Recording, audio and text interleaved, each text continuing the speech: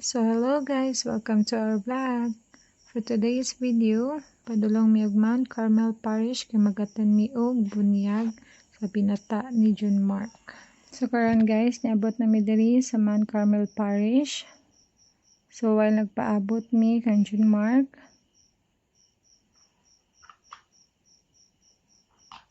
nagpagwapo sa siya guys. Pak, sangguko na kayang buhok. So video lang sa taas sa Mount Carmel Parish. Nani siya sa City Hospital dapit guys, sa Cagayan de Oro City.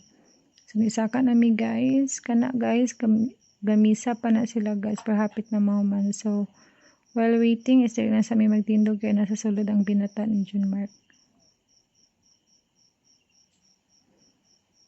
Tindog lang sa mi sa likod. While mahuman ang misa. So smile lang sa. So karon na nami sa sulod kay nahuman ang misa.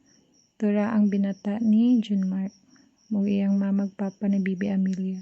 So smile lang sa ta, kasi serious kasi Daniela and John Mark. So mo ni ang Mount Carmel Parish. Dako kay ilang church. First time na namo nakasulod na guys.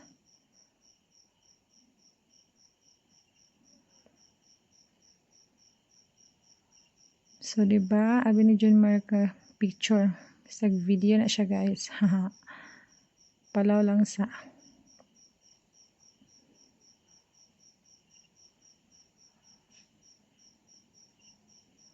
Wala pa ko nahuman og video na guys, kay kamulo pahapit pa na magsugod ang seminar.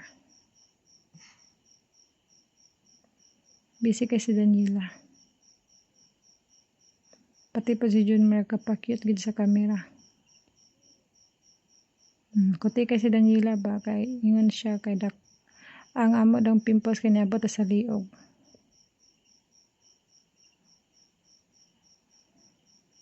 See? Pa siya nahuman, kuti-kuti.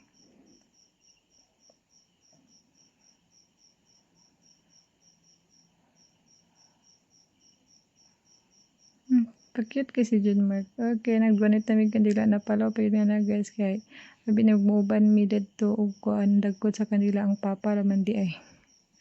Ka joker. Kaya naka-picture ko ni Bibi Amelia with her family and half sister. Picture taking bago pa may kaabot na guys. Nakasulod. Okay. Well, gibunyaga na si Bibi Amelia. Huwag siya kasabot.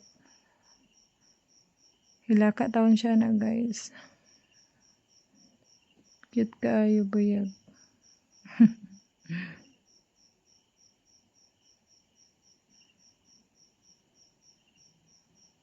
Okay, nauman na siya. So, balik na po mi sa ingkaranan.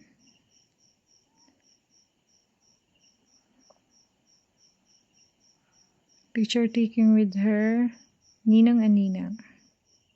So, nanami sa mga event sa Bojack Seafoods. So, while waiting is nag-video pa ko dara guys. Pak. Pilon gid ang dagway. Okay, nag-video pod ko sa mga foods nila for today's video. Pero actually guys, seafood sa gid akong